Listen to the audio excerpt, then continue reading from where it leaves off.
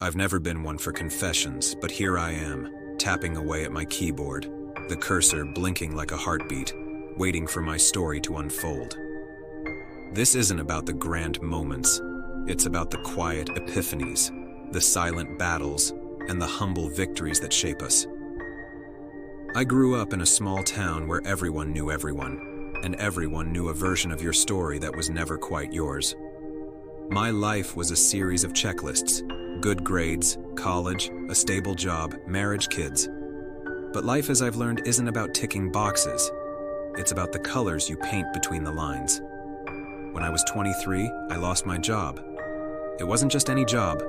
It was my identity, my sense of purpose. The days that followed were dark. I felt like I was drifting in space, untethered, without direction. I remember sitting on my porch, watching the world go by, feeling invisible. That's when I started to write. Not for anyone but myself, just to pour out the jumble of thoughts that wouldn't quiet down. Writing became my lifeline. It wasn't about crafting stories or chasing a dream of becoming a writer. It was about survival, about finding my voice in the silence of despair.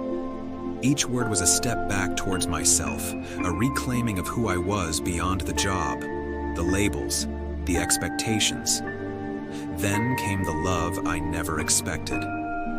I met Jamie at a community workshop where I was hiding behind my laptop, pretending to write, but really just people watching. Jamie, with their infectious laugh and eyes that seemed to see through to the real me, became my unexpected chapter. We connected over shared stories of loss and the quest for meaning. Together, we learned that love isn't just about finding someone, it's about finding yourself through someone else's mirror.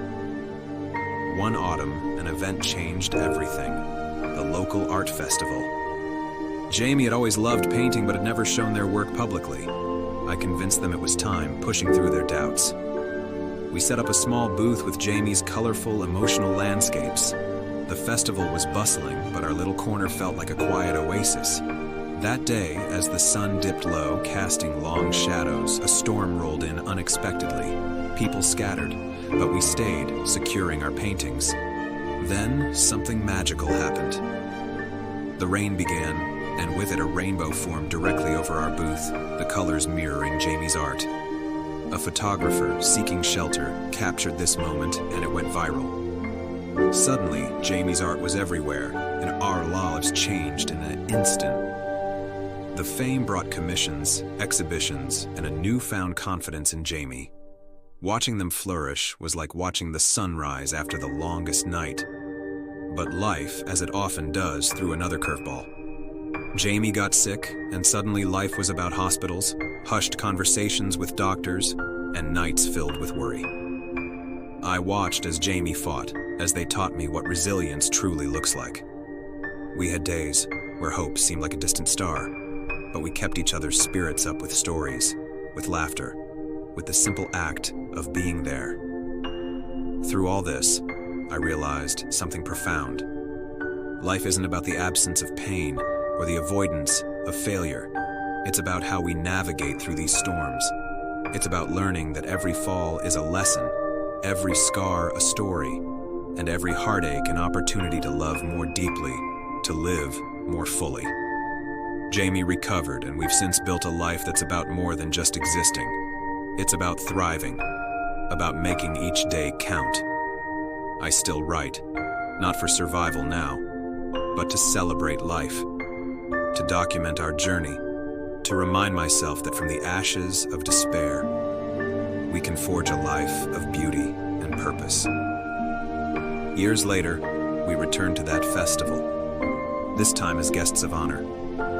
Standing under the same sky that once framed a rainbow over our booth, I looked at Jamie, their eyes reflecting the joy of all we'd been through. We shared our story, not just of the art or the storm, but of love, loss, and the art of living.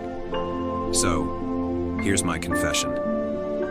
I've lived through lows that felt like they'd last forever, but I've also danced in highs that seemed to touch the skies. If there's anything I've learned, it's that life isn't about avoiding the storms, but learning to dance in the rain. To anyone reading this, remember, your story is yours to write. Embrace every chapter, even the hard ones, because they're all part of your beautiful, messy, magnificent narrative. And in the end, isn't that what makes life worth living? Now, I want to hear from you. Have you ever had a moment where life surprised you with beauty amidst chaos? Or do you have a story of personal triumph? Share your experiences in the comments below. Don't forget to like and subscribe for more stories that inspire, reminding us all of the power of resilience and love.